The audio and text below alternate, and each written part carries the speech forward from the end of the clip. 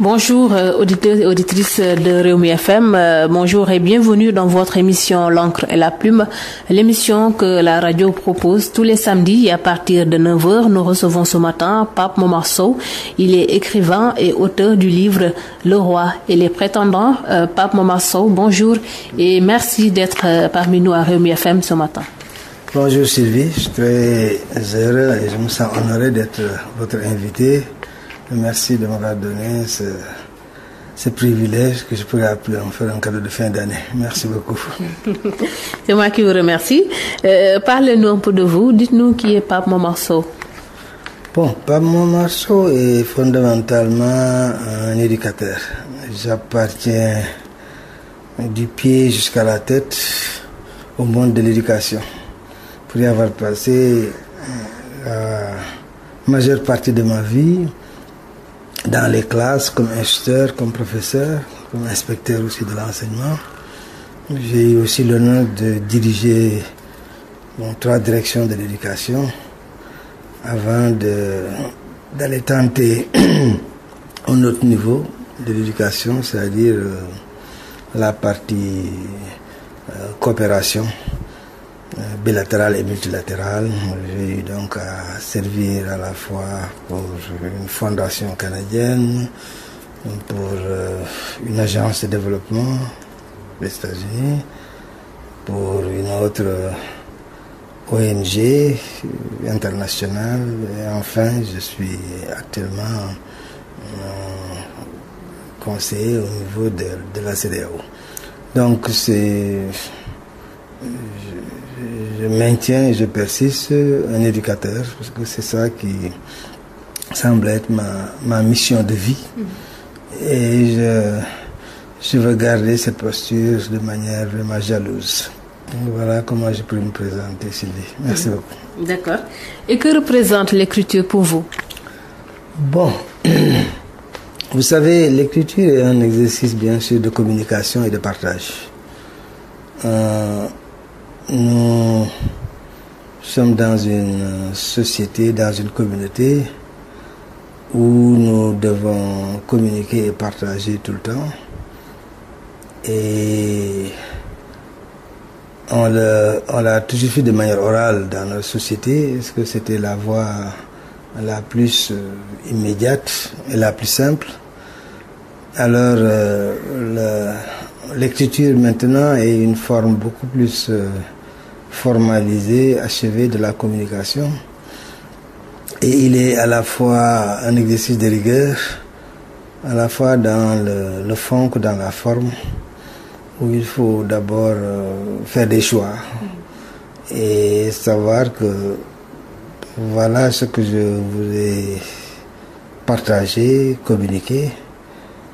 Et maintenant, dans cet exercice, nous pouvons avoir une communication plurielle dans la mesure où nous avons plusieurs acteurs qui ont des opinions différentes, qui s'expriment, qui convergent ou qui divergent.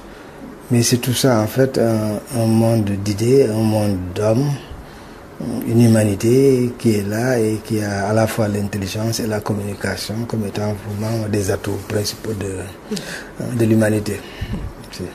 Et depuis combien de temps vous écrivez? Bon, j'étais beaucoup plus dans l'écriture factuelle, c'est-à-dire rapport.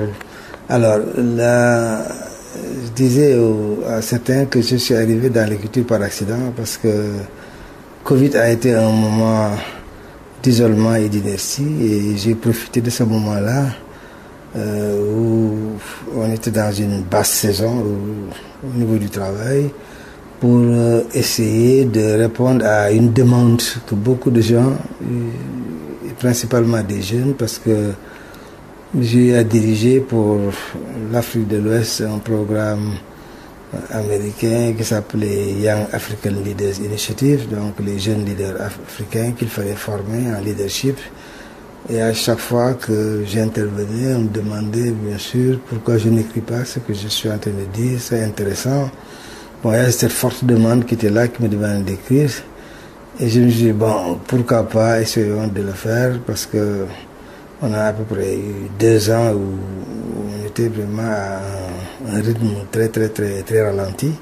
Et j'en ai profité vraiment pour eux. Donc, juste pour dire que je suis écrivain par accident. Je tiens à réclamer cela parce que c'était pas quelque chose qui était un projet, une intention forte en moi, mais juste les circonstances m'ont donné l'opportunité d'écrire et bon, je suis allé. Ouais. Donc, Le Roi et les Prétendants, c'est votre premier roman? Oui, c'est mon premier roman en effet. Ouais. D'accord. Et quels sont les thèmes abordés d'habitude? Bon, c'est vrai que c'est fondamentalement je vais appeler un livre de leadership, un roman qui essaie de voir comment nous pouvons distinguer les meilleurs d'entre nous. Et les meilleurs d'entre nous pour diriger, pour nous éclairer, pour nous inspirer. Et donc là, en réflexion, il y avait à peu près donc 3 grandes dimensions, ou même plus 4 grandes dimensions qui me semblaient des dimensions primaires, c'est-à-dire que ce qui peut vous impressionner, vous inspirer par leur qualité donc athlétique ou militaire, donc qui vous impressionne, ce qui peut vous inspirer par leur imagination, leur créativité, c'est des artistes, ce qui peut vous impressionner par leur réussite économique et financière, ils ont de bonnes affaires, ils ont des rentrées, ils ont tout. Il y en a qui peuvent vous impressionner aussi par leur savoir. On dit que c'est des hommes d'idées, c'est des gens très percutants et pertinents dans leur façon de lire le monde et dans leur façon vraiment de le formaliser en idées, en principes et en valeurs. Et bien sûr, nous avons ce qui nous impressionne par leur choix spirituel. Donc, tous ces gens-là constituent à peu près des leaders en puissance et qui attirent les gens. Et pour moi, c'est un roman qui essaie de voir toute la complexité vraiment de l'homme à travers ses choix de vie, parce que bien sûr, vivre, c'est en fait choisir. Dieu nous a donné la liberté, qui est une chose intéressante. Donc c'est la liberté de choix, la volonté, parce que bien sûr, on a l'intelligence, on réfléchit, on voit, on mesure et on apprécie, et on fait des choix. Et bien sûr, il y a la responsabilité. Donc, comment nous pouvons répondre de nos choix, et tout ça, ce sont des choses qui sont là dans notre vie. Donc, c'est à la fois un mélange à la fois d'amour, de famille, de valeurs, de culture, et bien sûr de pouvoir, que c'est important dans tout ce que nous faisons, c'est toujours là, de vision de développement.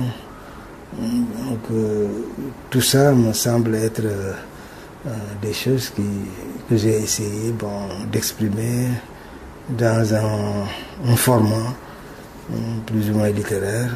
Et c'est de ça maintenant que j'ai voulu vraiment parler, c'est ça que je voulais partager avec les autres. Est-ce que vous avez rencontré des difficultés lors de la rédaction de cet ouvrage? Difficultés, non. Je suis allé dans, je peux appeler un peu cette capacité d'entrer dans chaque personnage. Non, c'est pas facile, parce que vu la diversité, l'hétérogénéité en fait de tous les acteurs, parce que on est dans une compétition qui essaie de mettre en fait sous la lumière beaucoup de personnages avec des personnalités différentes, avec des façons de voir, mais j'ai essayé dans cette une flexibilité artistique, essayer d'être tous les personnages. Bon, c'est une prouesse de pouvoir penser, parler ou agir, en fait, comme tous ceux qui ont été, comme je disais, mis en lumière dans cet exercice d'écriture. Et ça, c'était en fait un défi, pas de difficulté, mais juste un défi, comment les incarner de la façon la plus fidèle. Donc ça a été... maintenant, c'est vrai que les personnages, chacun, et c'est ça bien sûr la littérature aussi, c'est-à-dire Sylvie peut incarner aussi. N'importe qui me dit que oui, j'aurais été ce personnage, j'aurais pensé comme ça, j'aurais agi comme ça. Et même si j'étais l'auteur, certainement nous n'aurions pas eu la même trame. Vous aurez peut-être pris d'autres bifurcations. Mais c'est ça, bien sûr, l'œuvre d'art. On est juste en relation avec cette œuvre d'art et ça vous interpelle et vous permet de vous exprimer dedans. Donc, je trouvais que c'était un grand défi de pouvoir incarner l'ensemble des candidats pour ce joutes qui était vraiment intéressant. Donc, tous les candidats, il fallait être eux-mêmes, présenter ses atouts et voir comment séduire et convaincre. Bien sûr, ceux qui étaient chargés d'apprécier et de juger. Donc j'appelle ça des défis, pas tellement difficultés, mais plutôt des défis. Comment les faire, ouais. Ça n'a pas été facile pour vous? Je suis allé jusqu'au fond. Alors les gens diront si ce qui sont ces personnages, est-ce que ils ont été bien représentés par celui qui est mis en scène. Donc là, c'est à peu près les personnages que vous créez, donc, qui sont de la fiction. Et à ce niveau-là, vous avez aussi la flexibilité de leur faire jouer, de faire dire, de faire sentir tout ce que vous voulez, bien sûr, qu'ils sentent, qu'ils pensent et qu'ils disent. Donc là, c'est un pouvoir que l'écrivain a. Il peut créer ces personnages, il peut être maître de leur destin, en faire des gagnants ou des perdants. Donc c'est ça peut-être le pouvoir que j'avais qui faisait que c'était pas trop difficile pour moi. J'ai créé mes personnages et comme un créateur, tu as dû déterminer à la fois les formes que les fonds. D'accord. Et de manière générale, quel regard avez-vous sur l'écriture ici au Sénégal? Bon, nous avons une population très inspirée. Très inspirée. Maintenant, est-ce qu'on a un environnement qui puisse favoriser l'émergence de la lecture? C'est à ce niveau-là où je situe un peu le défi. C'est pas facile. Je vous dis que quand j'ai écrit et je me dis bon, il faut passer à l'autre phase dans la chaîne de la production qui va produire. Bon, j'ai eu à rencontrer des maisons d'édition qui avaient des conditions qui étaient plus ou moins, j'appelle, inacceptables. C'est tout ce qu'ils vous proposaient, c'était que vous produisez, vous leur donnez ça, après maintenant vous mettez derrière. Donc on n'a pas beaucoup de stimulants pour encore faire émerger. Donc ça c'est au niveau de la partie de la chaîne, donc production. Maintenant la partie promotion de l'écriture, là aussi c'est vraiment, je pourrais appeler excessivement faible. Je veux dire que par accident, j'ai eu la chance d'être avec vous dans votre émission. Bon, combien de gens vont écouter, combien vont savoir que ce livre existe, il a été produit, donc on n'a pas un cadre de promotion de l'écriture qui fait en sorte que nous puissions l'avoir. Troisièmement, l'art aussi est une partie de l'industrie culturelle, c'est-à-dire comment faire en sorte que l'ensemble des produits culturel puisse être produit de façon à ce que les gens aient un retour sur investissement, que le temps, l'imagination, la créativité, tout ce que vous avez dû investir, en fait, que vous pouvez retrouver vos forces et pouvoir. Donc, tout ça constitue pour moi un environnement essentiel pour promouvoir la créativité et l'écriture. Et il n'y a pas un marché réel. Se dire que vous pouvez produire un livre, quelle que soit sa qualité. D'abord, les gens ne savent pas que le produit existe. La demande n'est pas stimulée. Et même quand il y a un peu de demande, il n'y a pas beaucoup d'informations sur où, comment avoir donc les livres qui sont produits. Donc tout ça fait que nous avons Maintenant, dans certains pays, il y a des marchés constitués, tels que par exemple, ils ont les grandes bibliothèques partout, et ces bibliothèques sont alimentées régulièrement en livres de toutes sortes. Ça veut dire que tout ce que vous produisez, imaginez au Sénégal, si dans tous les départements, il y avait une bibliothèque, toutes les communes, il y avait une bibliothèque. Donc ça, on alimente à chaque fois qu'il y a un nouveau produit, les gens valident, et là, on met un certain nombre. Si dans les écoles aussi, les universités, on avait aussi des bibliothèques qui sont régulièrement alimentées par la production locale. Donc nous créerons un marché qui puisse vraiment stimuler les gens à vraiment écrire. Mais je dis que il faut y aller par passion. Mais si on va en faire un métier ou on va gagner quelque chose, ça me semble très compliqué. Ouais. D'accord. Et c'est ce qui nous manque ici au Sénégal, les bibliothèques communales et même une bibliothèque nationale. Mais selon vous, qu'est-ce qui explique cela, cet désintérêt des populations envers le livre? Bon, je le disais quelque part dans le livre, c'est-à-dire que nous avons quelques gaps culturels qui me semblaient des gaps assez profonds. Je disais, il y avait un livre, je parle d'un rapport avec le temps. Donc, comment on utilise notre temps. Deuxièmement, pour aller vite, notre rapport avec l'argent, le travail, et la relation avec le pouvoir. Et il y avait maintenant notre relation avec le savoir. Donc, pour répondre à la question, c'est d'abord notre rapport avec le savoir qui n'est pas encore mis en termes de priorité.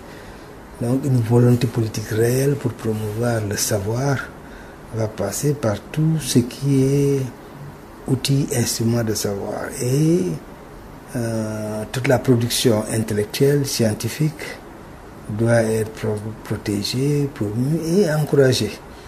Parce que c'est le savoir qui libère. C'est le savoir qui nous permet de nous régénérer culturellement, scientifiquement, politiquement, socialement, c'est important. Et si on a le pouvoir comme une priorité, et comme il y a une volonté politique vraiment manifeste, et une volonté politique, elle se matérialise d'abord par, je pourrais appeler un peu la mise en priorité de ce qui vous semble être. Donc c'est une priorité. Deuxièmement, il y a les moyens qui peuvent vous aider Troisièmement, il y a un système qui est mis en place pour promouvoir et inciter donc toute la chaîne facilitée. Et il y a un dispositif aussi de redevabilité, c'est-à-dire que nous contrôlons chaque année combien on a produit, où est-ce que c'est allé, etc. Parce que tout ça, ça vous permet de voir, selon les années, donc notre temps, comme je dis, avec le temps, dans le temps, comment nous avons évolué. La production littéraire a eu des moments où il y a boom. Pourquoi il y a boom à cette période-là? Combien de romans on a produit, combien de ceci, combien de cela, qui sont des articles vraiment assez vite. Mais tout ça, il faut avoir un dispositif de suivi, et avoir une base de données pour pouvoir voir comment impulser et savoir que nous avons impulsé. Mais actuellement, vous demandez aux gens est-ce qu'on a une base de données sur tout ce que nous produisons. Bon, on dira non, parce que personne n'est intéressé à recenser tout ce qui est produit intellectuel, chaque année et voir exactement d'année en année comment nous avons évolué, ces produits intellectuels ont touché quel secteur, en fait, quels sont les secteurs qui sont délaissés et sur lesquels nous avons encore besoin qu'il y ait beaucoup plus de créativité, beaucoup plus de production.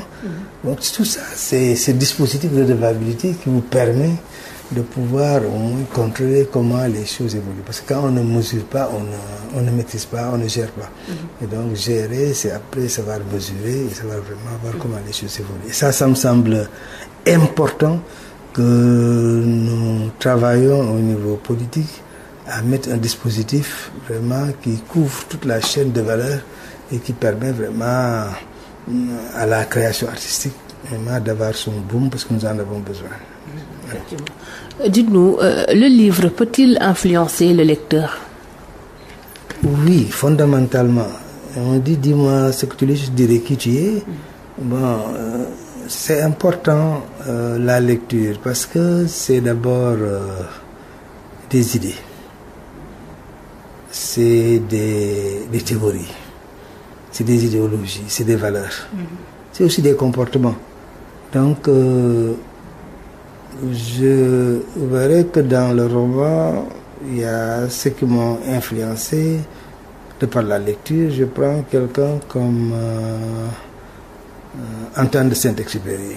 Bon, j'ai lu ses livres, Terre des Hommes, Petit Prince, etc. Mais tout ça, je les ai lus en étant jeune, mais ça m'a influencé. Et surtout, il y a des phrases chocs qui me sont restées dans la tête.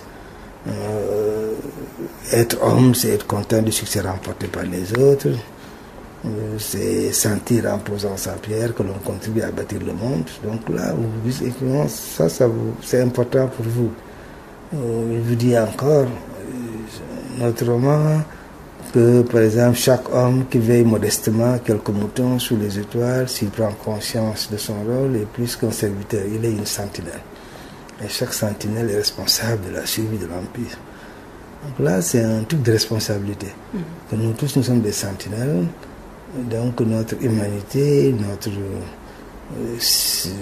l'Empire humain dépend de comment chacun individuellement, dans votre solitude, vous vous comportez. C'est-à-dire chaque homme qui veille modestement, quelques moutons sous les étoiles. Donc c'est dit, vous êtes seul. Il n'y a que la nature autour de vous et bien sûr les bêtes qui sont là. Mais c'est ce sens de responsabilité que vous lisez et qui vous inspire et qui vous détermine après. Donc c'est important. Si on va vraiment stimuler une renaissance culturelle, il faudrait que nous puissions investir dans l'écriture et amener les gens à lire. Bon, même s'ils ne lisent pas, il y a d'autres formes artistiques qui doivent être des formes assez maîtrisées, préméditées, parce que là on laisse ouvert, tout rentre. Donc on a les réseaux sociaux, on a beaucoup de choses, et là personne ne contrôle rien, ça va dans tous les sens. Mais à la longue, notre société va être transformée, totalement négativement. Parce qu'on va être influencé et on va, à ce qu'on appelle le terme des influenceurs. Je dis que là, c'est un autre canal d'influence. Mais là, comme je disais avec le livre, on prend le temps de l'écrire, de filtrer et de dire. On parlait maintenant, comme dans toute intelligence, ça peut être au service du mal comme au service du bien. Donc il va falloir que nous puissions stimuler tout ce qui tend à nous rendre meilleurs, à nous inspirer, à nous déterminer dans à la fois notre pensée, nos sentiments et nos actions. Donc là, la lecture peut vraiment influencer. Pour moi, c'est un puissant moyen. Il faut qu'on éduque les jeunes très tôt à en faire une source d'inspiration. Et une fois qu'ils vont lire, ils vont pouvoir discuter entre eux sur ce qu'ils ont lu, qu'est-ce qu'ils ont appris. Et parce que, c'est la lecture solitaire, on peut lire soi-même et être là. L'autre, c'est comment partager ce qu'on a lu avec les autres. Donc c'est un croisement de perception et qui me semble être quelque chose de très fertile. Je l'ai vécu un peu au Ghana, où j'étais pendant quelques années, où j'étais invité presque chaque matin par les jeunes à venir débattre sur une question. 7h30 du matin, ces jeunes, ça se passait le samedi, on était à l'hôtel, qu'ils avaient pris l'hôtel, leur argent, et invité des gens qui étaient spécialistes de l'écriture, ou en fait de l'analyse de l'écriture. Et là, on était là ensemble pendant 4 h 5 heures de temps à discuter de concepts, de théories et de tout. Bon, ces gens-là, ils étaient éduqués en fait à se déterminer par rapport à ce qu'ils ont lu, ce qu'ils ont compris, donc les théories, les idées, les principes, les valeurs.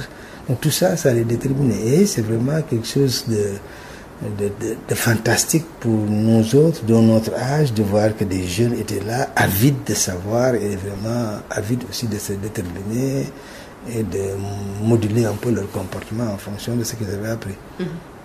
Donc c'est ainsi que la littérature pourrait avoir un impact sur la société. Ah oui, fondamentalement.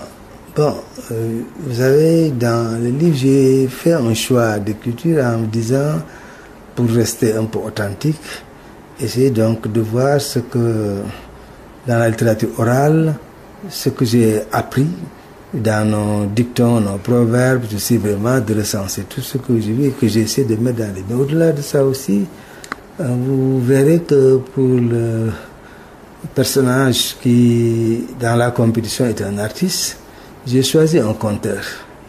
Parce que le conte était en fait un puissant moyen pour influencer les enfants d'abord, parce qu'il y avait la grammaire et tout qui vous racontait beaucoup d'histoires.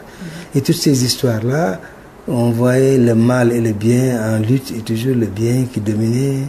Kumbamde, Kumbamundei, etc. Donc, il y a tellement de choses sur lesquelles on vous guide, on vous apprend, et c'est un monde certainement imaginaire, mais qui vous détermine, parce qu'on a besoin aussi de l'imaginaire dans notre existence.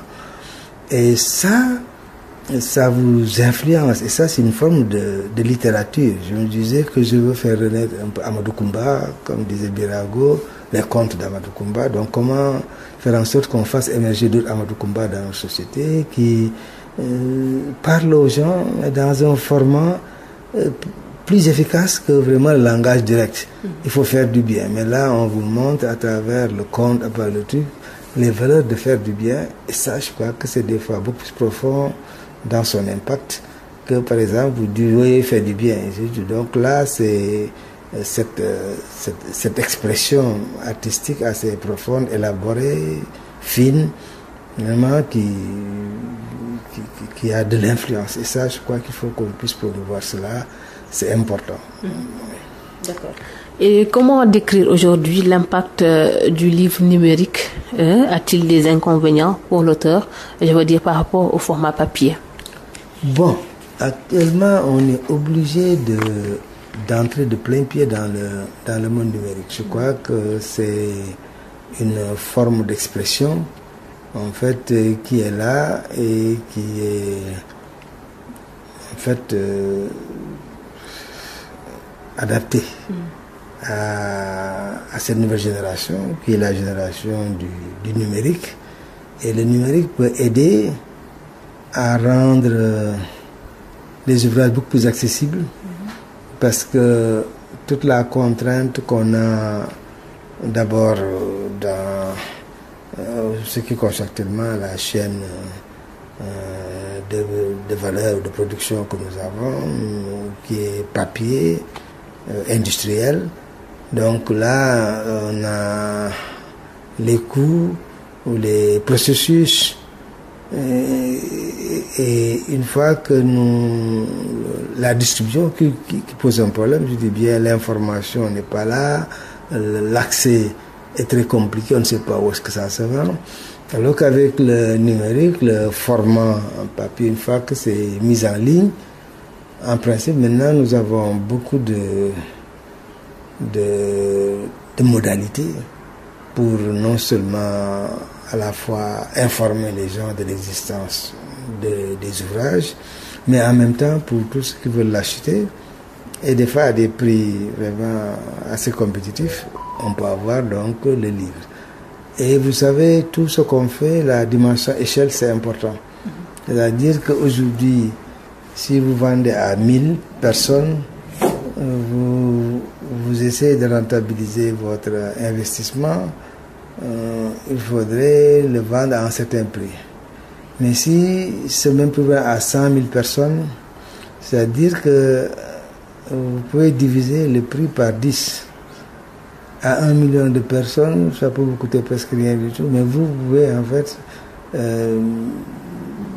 amortir votre investissement vraiment rapidement. Et surtout que avec la production digitale, en fait,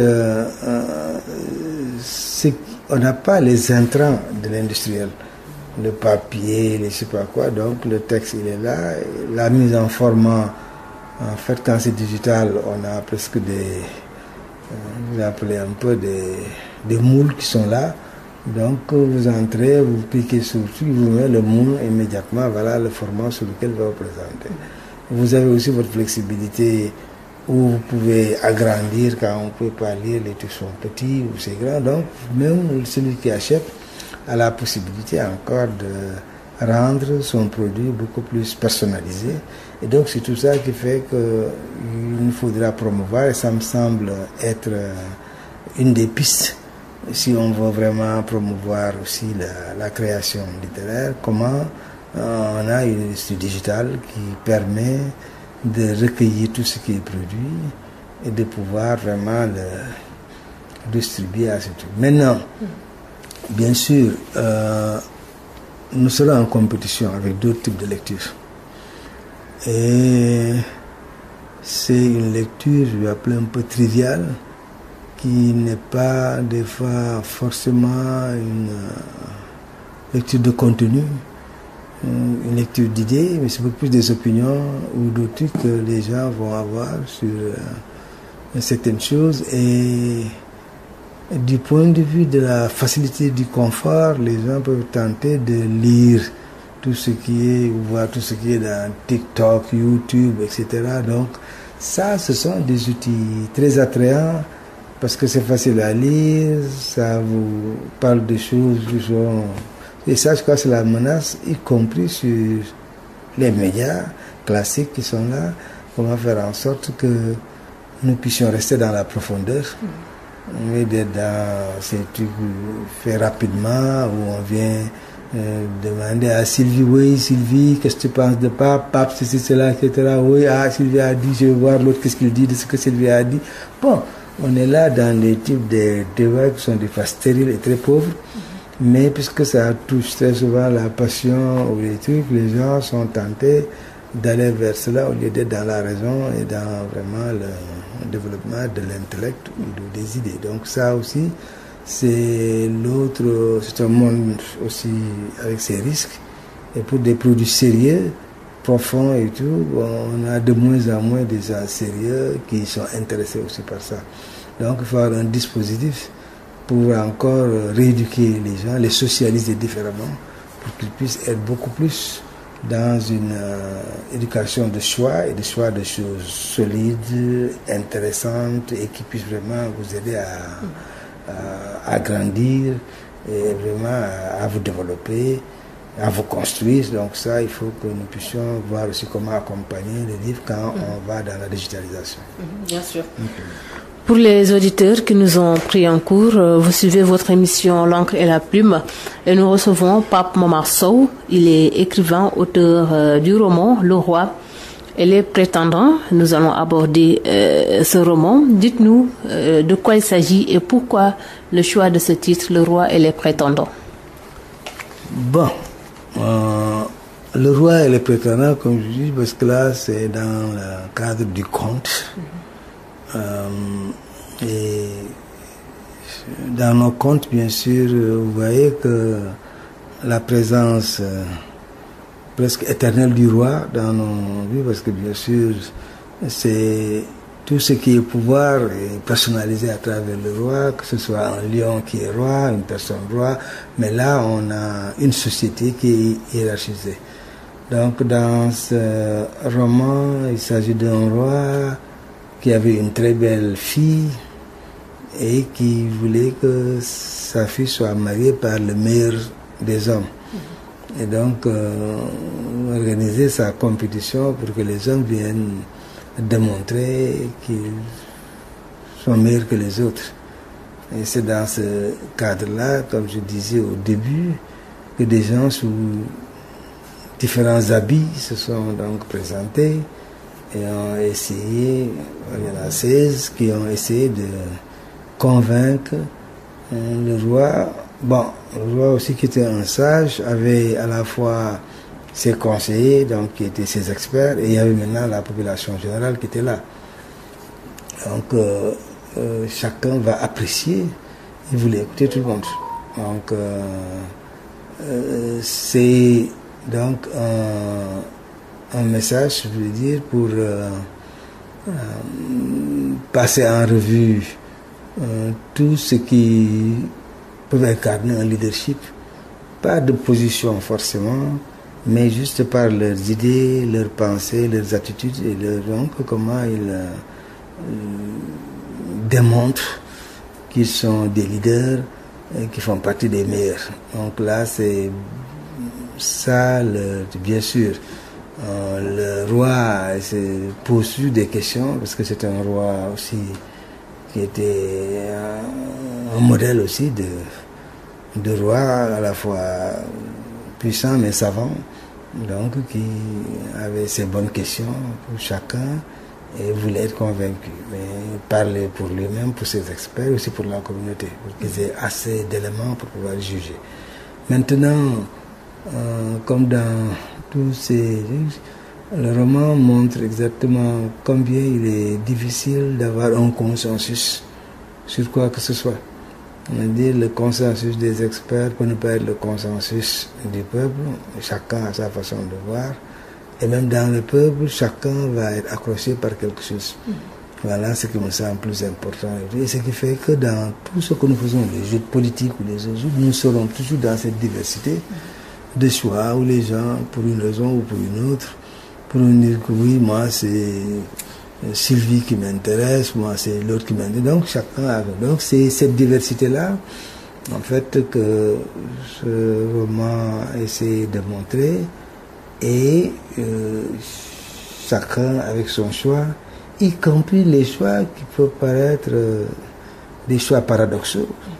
En fait, comment les personnes peuvent vous dire oui, peut-être que vous avez trouvé ça stupide, etc. Mais quand on vous relit, on vous demande tout, vous vous rendez compte qu'il y a toujours une rationalité dans ce choix, qui fait que bon, on accepte ou on n'accepte pas, mais au moins on sent que c'est pas un choix ex nihilo, mais ça repose certainement sur en fait des choses. Et là, le paradoxe, le roman va aller jusqu'au bout, pour dire que chacun peut avoir son choix. Et chacun peut motiver ses choix, y compris des choix qui peuvent ne pas être le choix soit des gens du peuple qui sont sur des valeurs, sur des trucs qui sont là, ou le choix des experts qui sont à un niveau beaucoup plus raffiné dans le choix et tout. Donc, c'est des choix d'hommes, et qui reposent sur ce qui semble important pour eux. D'accord. En parcourant le livre à la page 8, vous dites qu'il y a deux voies à suivre dans une vie d'homme, celle des bâtisseurs et celle des héritiers. Une phrase avec beaucoup de sens. Hein. Qu'est-ce qu'on peut comprendre par là? Oui, je veux dire que c'est dans notre façon d'exister, il y a un choix. Celui qui choisit de dire que bon, je vais moi sarcler, aménager mon terrain, semer, arroser, donc suivre jusqu'à ce que ça fleurisse, ça donne des fruits, etc. Donc celui-là, il bâtit, il construit. Il y en a d'autres qui sont champions des situations déjà faites, terminées. Là, ils viennent se mettre. On le voit partout. Bon, je donne un exemple. Quelqu'un peut dire qu'en politique, je suis avec un candidat depuis le début du parti. On était là, l'utilité jusqu'à ce que dès qu'on arrive au pouvoir, il y en a d'autres qui sont des héritiers qui vont venir s'installer et prendre les trucs. Donc, entre les bâtisseurs, ceux qui ont aidé à construire et ceux qui sont venus. Et ça, c'est dans la vie, il y en a qui sont très forts à voir des choses qui sont déjà terminées. Et d'autres sont déjà engagés. Dès le début, ils vivent vraiment l'enthousiasme d'être là, de poser chaque pierre, d'avancer et d'aller jusqu'au bout. Donc ça, c'est des choix. Bien sûr, je ne dirais pas que les bâtisseurs sont supérieurs aux héritiers, mais je me dis que c'est des choix de vie. Il y en a qui sont très forts dans le truc des héritiers, c'est-à-dire pour tout ce qui se passe, c'est à la dernière minute, ils ont l'intelligence de pénétrer et des fois d'avoir même plus que ceux qui étaient là et qui ont tout fait. Bon, c'est important dans nos communautés de dire, est-ce que nous voulons être aussi une société de bâtisseurs ou bien d'héritiers? Il y a beaucoup de choses que nous avons, nous préférons importer, prendre chez les autres, que nous de savoir comment nous pouvons arriver à la hauteur et de fabriquer tout ce dont nous avons besoin. Donc on a une mentalité encore d'héritier, c'est-à-dire on consomme ce que les autres ont pu bâtir. Bon, maintenant, comment notre là, on parle d'une société maintenant qui va être beaucoup plus autonome dans sa production, qui va avoir ses besoins et les faire. Donc c'est toute une idéologie de vie où, parce qu'on va être bâtisseur, nous pouvons faire le dur chemin qui mène vraiment à la construction d'usines, de temples, d'églises, de mosquées. Donc là, on construit. On va parler avec les gens, on les éduque, on leur donne tout ce qu'il faut pour qu'ils puissent au moins arriver à la hauteur où nous voulons. Donc c'est ce travail qui me semble être un travail de bâtisseur qui est très important et dont nous avons besoin en Afrique, avoir plus de bâtisseurs d'héritiers, des gens qui veulent avoir des produits finis, on importe, mais comment nous-mêmes nous pouvons arriver à construire, à faire nous-mêmes, parce que vous voyez, un cure-dent, on va l'importer. Pour nettoyer les tiges, nettoyer donc nos oreilles, on va importer. Bon, on a tout le matériel ici, tout est là. On préfère tout importer, mais tout ça c'est encore une illustration de cette mentalité d'héritier que nous avons. C'est ce que les autres ont fait, donc c'est ça que je voulais vraiment impliquer. Et dans le roman aussi, j'essaie de voir qui est héritier et qui est bâtisseur aussi. Et leader aussi, vous l'avez évoqué à la page 15. Oui, donc le bâtisseur et le leader. Alors, je dis que nous ce ne sont pas forcément des synonymes, que le leader doit être forcément un bâtisseur. En fait, le bon leader. C'est-à-dire bâtir des hommes avec des convictions, des trucs, vous influencer leur trajectoire pour qu'ils aillent vers. Donc, c'est en ce sens-là que le leader, quelle que soit sa position, que ce soit un enseignant, que ce soit un mentor, que ce soit un truc, peut vous aider à redécouvrir tout le potentiel que vous avez de créativité, de bâtisseur, et vous incite, vous stimule à l'utiliser pour vraiment exprimer toute cette créativité, tout ce potentiel en fait qui est en vous et qui fait que vous pouvez vraiment déplacer des montagnes, créer vos temples, vos avenues, etc. Donc c'est l'idée que vous avez à ça.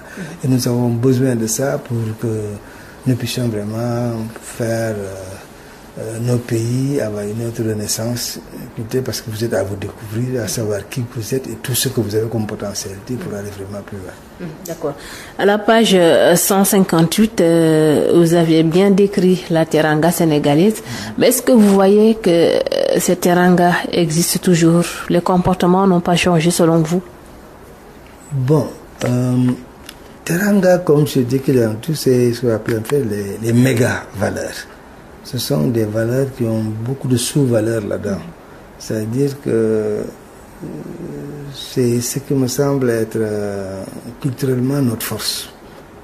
Comment cette façon d'être, de vivre, de nous mettre en relation avec les autres, en fait, nous permet vraiment de vivre notre originalité de Sénégalais en fait, à la fois cultivant tout ce qui est, en fait, bon, qui est décrit comme micro-valeurs et qui nous semble être des choses. Oui, ça existe jusqu'à présent. Nous avons la teranga qui est là.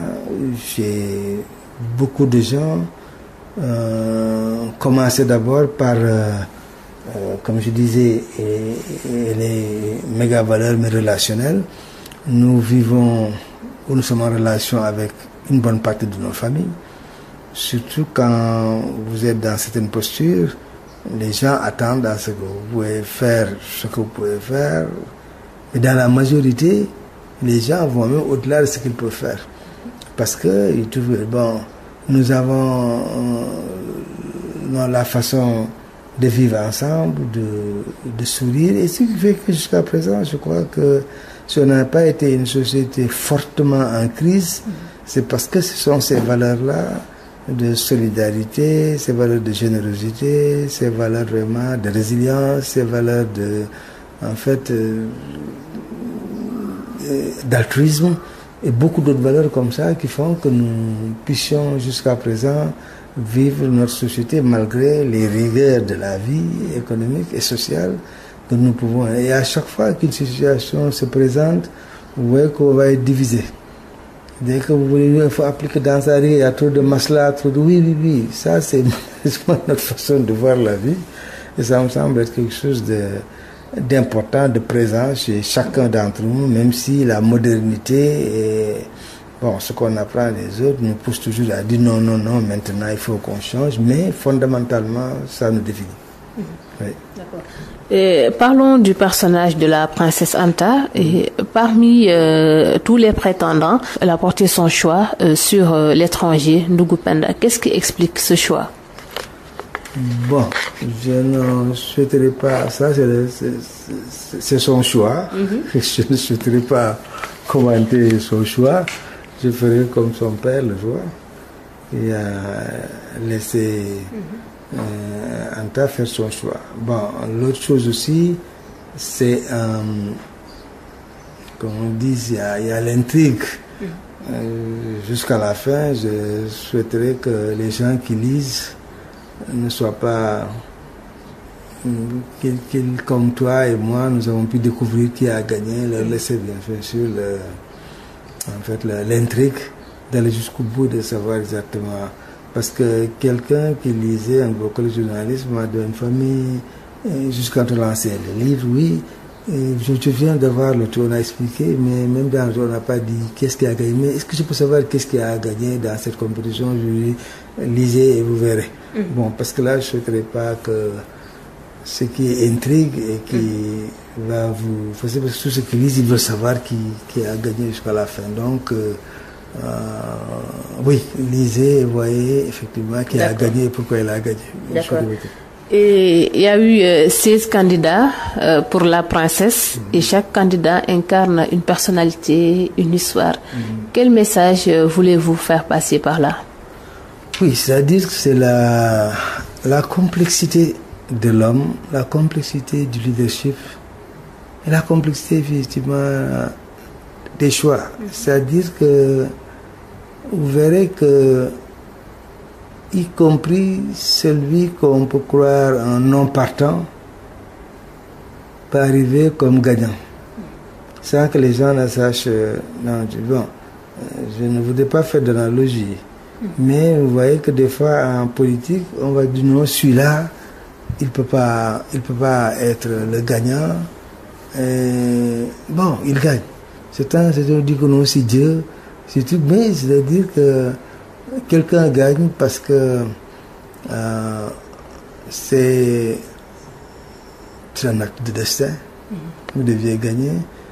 C'est des fois parce que vous avez un mérite ou une valeur qui attire les gens plus que d'autres, ou parce que les circonstances font que les gens vont dire que oui, mais celui-là au moins, pour tout ce qu'il a subi et tout ce qu'il a dit, je crois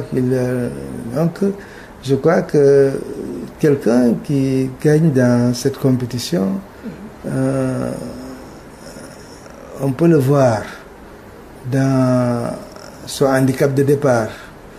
Quelqu'un, comme je disais, qui était non partant. Parce que chacun dit non, celui-là, non, celui-là. Et cette personne, en fait, pour quelqu'un qui regarde de très près, qui voit exactement parce que tout ce qu'on a dit, tu peux toujours dire que cette lucidité, ces trucs de valeur, cette projection, comment en étant plus, on a pu se construire progressivement. On vous voit parce que vous n'avez pas les atouts des autres. Vous partez avec un handicap, mais vous avez aussi rattrapé, vous avez insisté, donc vous projetez plus loin, c'est en fait un peu facile. Donc ça, c'est quelqu'un qui a une vision prospective assez puissante, qui veut dire non, tiens, au rythme où j'ai vu ça a évolué, j'ai vu ça aller le plus loin possible. Et à partir de ce moment, on est dans un choix. De dire que oui, c'est un pronostic que j'ai, ça va être Sylvie, parce que au regard de tout ce que j'ai vu, je peux la projeter beaucoup plus loin que les autres. Donc c'est tout ça qui est d'abord la multiplicité des profils. On va dire que c'est difficile de dire que oui, l'idée doit être ça, tout court. Il y a, comme je disais, une dimension physique qui est là, la dimension mentale, la dimension intellectuelle, la dimension créativité artistique, la dimension spirituelle. C'est tout un ensemble de choses. Ça dépend de qui vous êtes, qu'est-ce que vous attire donc le plus. Il y en a qui sont attirés parce que je vois Sylvie, elle est belle, donc c'est moi, son truc physique qui m'intéresse.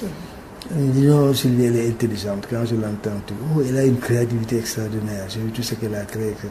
Sylvie, c'est vraiment un modèle d'intégrité. On dit oui, Sylvie, c'est une spirituelle. Au-delà de la vie sur Terre, c'est pas ça, c'est autre chose. Donc, chacun peut être attiré par un profil. Et voilà ce que je mets en priorité et qui fait que. Donc, tout ça, c'est un ensemble de profils différents, chacun des autres, et qui peuvent faire l'objet d'intérêt pour celui qui cherche en fait le meilleur des hommes. Donc c'est ça que j'ai voulu juste mettre dans cette compétition. D'accord.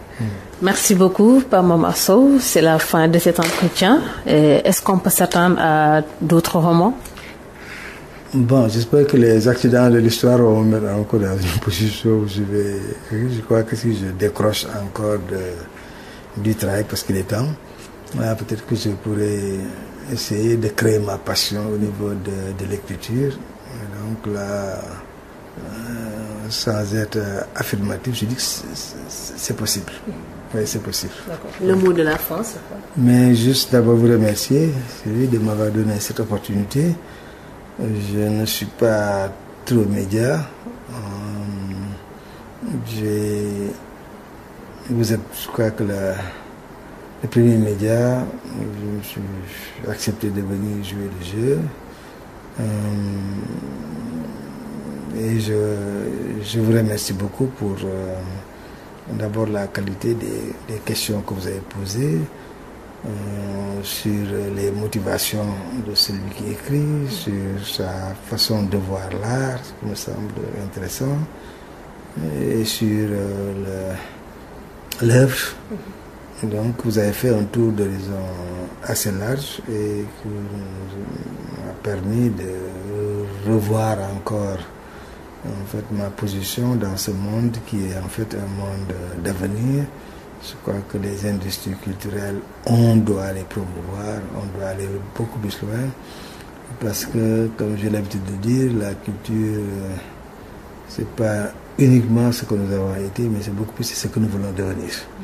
Et ce que nous voulons devenir, il faut que nous commencions à travers notre art à nous projeter. Et donc ça me semble important donc, de pouvoir échanger avec vous sur toutes ces questions. Et je voulais donc vous remercier et remercier de tous les auditeurs qui sont à l'écoute de votre émission. Et vous leur souhaitez une bonne et heureuse année. Merci beaucoup, Sylvie. Merci beaucoup, Pape Momar Sow, écrivain, auteur du roman Le Roi et les Prétendants. Merci à vous, chers auditeurs, qui nous suivez depuis 9h. Merci à Diaw Diallo et Bachir Cissé pour la mise en onde de cette émission. Nous vous donnons rendez-vous la semaine prochaine.